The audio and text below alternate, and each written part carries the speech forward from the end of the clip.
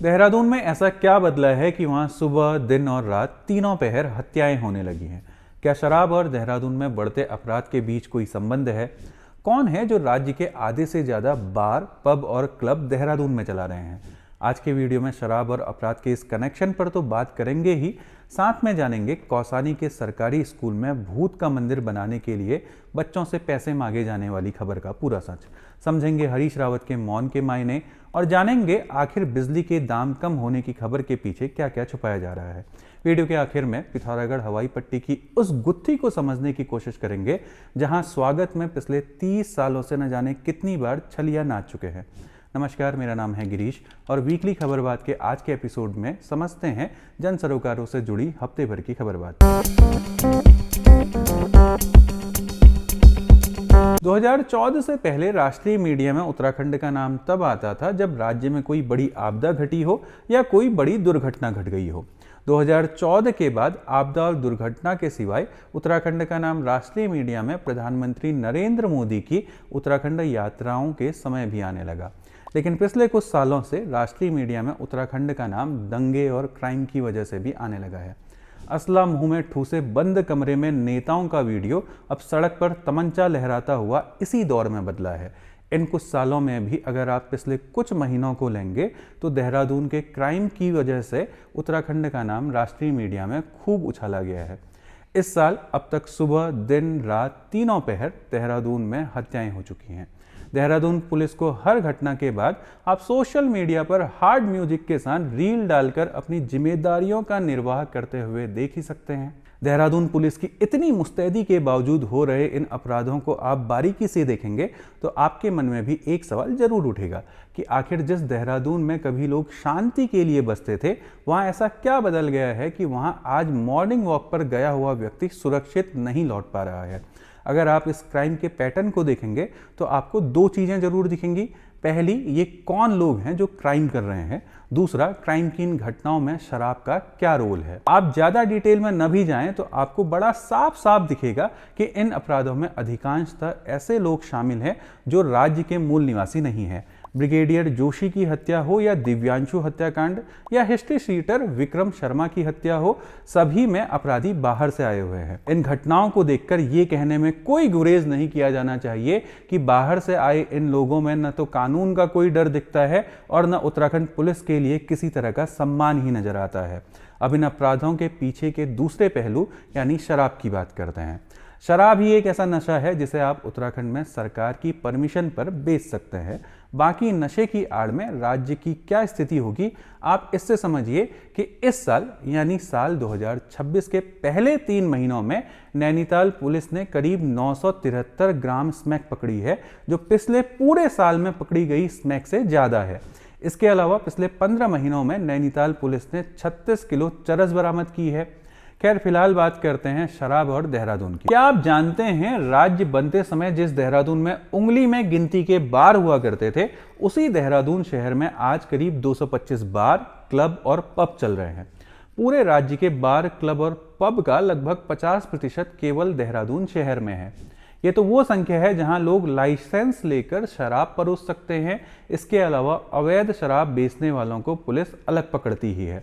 अब अगर आप देहरादून में बढ़ते अपराध और बढ़ते हुए बार, क्लब और पब की संख्या का कोई ग्राफ ड्रॉ करने की कोशिश करेंगे तो आपको दोनों के बीच एक संबंध स्थापित होता हुआ दिख सकता है।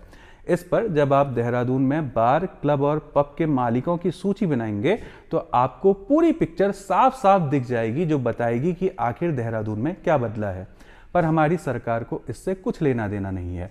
वो लगातार शराब बेचकर अपना राजस्व बढ़ाना चाहती है। उत्तराखंड में सरकारें ये मान चुकी हैं कि शराब राज्य की आय का सबसे प्रमुख और मुख्य स्रोत है, जो आंकड़ों में दिखता भी है। पिछले वित्तीय वर्ष में उत्तराखंड के 13 जिलों में 698 फुटकर शराब की दुकानें चली थी। सरकार ने शराब बेचकर पिछले साल 4,570 करोड़ रुपये राजस्व कमाया है। चमोली जैसे ठेठ पहाड़ी जिले में पिछले साल करीब 93 करोड़ रुपए की शराब बिकी है। जिस हिसाब से सरकार राज्य में लाखों वाली प्रति व्यक्ति आय निकालती है, अगर वही हिसाब लगाया जाए तो राज्य का हर आदमी आबकारी विभाग को करीब 4,500 रुपया दे रहा है। सरकार इस साल अकेले कुमाऊं में 55 नई शराब की दुकानें खोलना चाहती है। कैची धाम से लगा राती घाट हो या बागेश्वर का सामा या पिथौरागढ़ में मुंशियारी, सरकार सभी जगह शराब की दुकान खोलना चाहती है। भले ही सभी जगह शराब की दुकान खोलने का विरोध ही क्यों ना हो रहा हो, सरकार की पहली प्राथमिकता किसी भी तरह से राजस्व जुटाना है। सरकार की इस प्राथमिकता को आप शिक्षा क्षेत्र से जुड़ी इस हफ्ते कौसानी से आ रही खबर से और बेहतर समझ सकते हैं। टाइम्स ऑफ इंडिया में छपी एक खबर के अनुसार कौसानी के एक सरकारी स्कूल में पढ़ रहे करीब 200 छात्रों से 100 रुपये प्रति छात्र एक भूत का मंदिर बनाने के लिए जमा किए गए। अखबार ने स्कूल की एक टीचर के हवाले से लिखा है कि पहाड़ी इलाकों में देवी देवताओं और आत्माओं में गहरी आस्था है।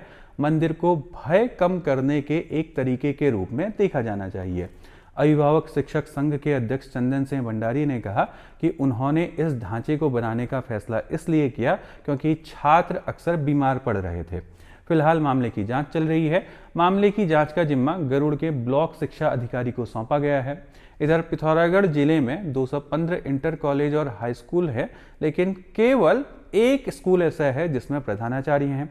बागेश्वर के 263 माध्यमिक स्कूल हैं, लेकिन केवल 2 में प्रधानाचार्य है। नैनीताल में 92% सरकारी स्कूल बिना प्रधानाचार्य के चल रहे हैं।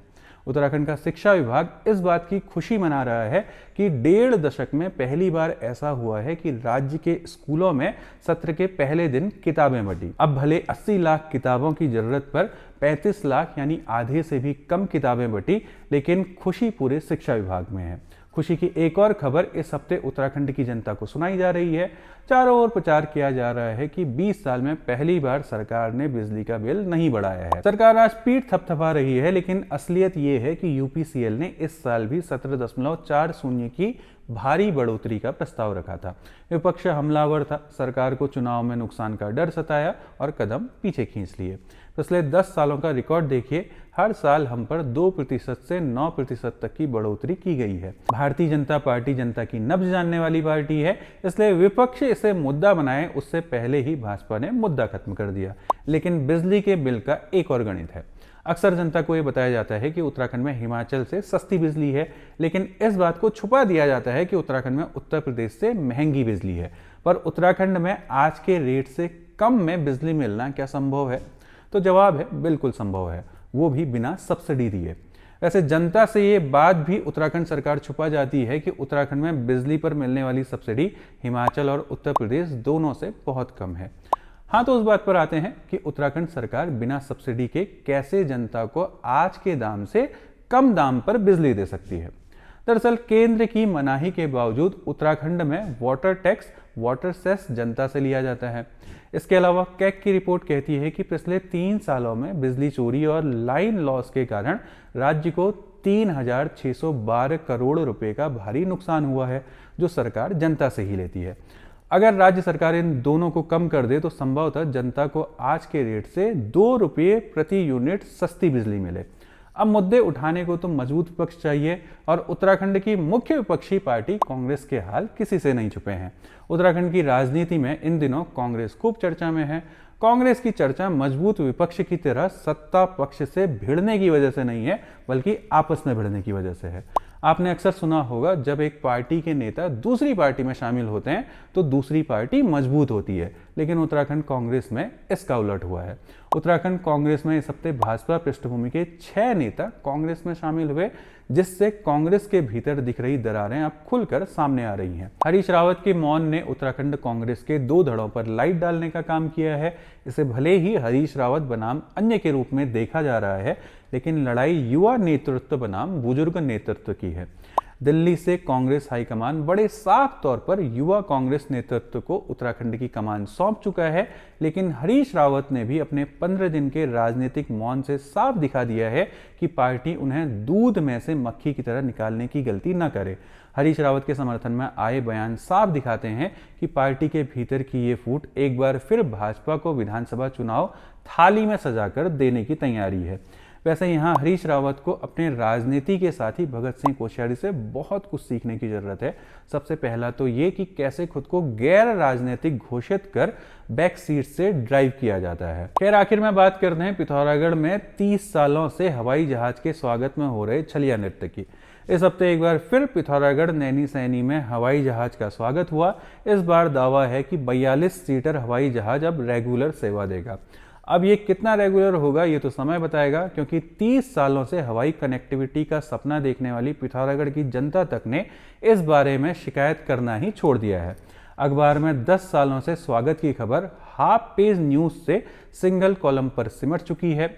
पहाड़ में विकास के नाम पर होते धोखों में से एक सबसे बड़े धोखे का नाम है नैनीसैनी एयरपोर्ट। सोचिए इस धोखे की यादें कितनी धुंधली हो चुकी होंगी कि आज बहुत कम लोगों को ये बात पता होगी कि साल 1994 में इसका उद्घाटन उस समय उत्तर प्रदेश के मुख्यमंत्री मुलायम सिंह यादव ने किया था। 30 साल पहले सोर घाटी के लोगों ने इस हवाई स्वप्न के लिए अपनी घाटी की सबसे उपजाऊ जमीन दे दी थी। 1994 से आज तक न जाने कितनी बार स्थानीय नेता अपना स्वागत नैनीसैनी में करवा चुके हैं, लेकिन 30 सालों में सोर के लोगों को स्थायी हवाई सुविधा नहीं मिली है। उम्मीद है 31वें साल जो 42 सीटर वाला वादा आया है वो पिथौरागढ़ जिले के लोगों के सपनों को हकीकत में बदलेगा।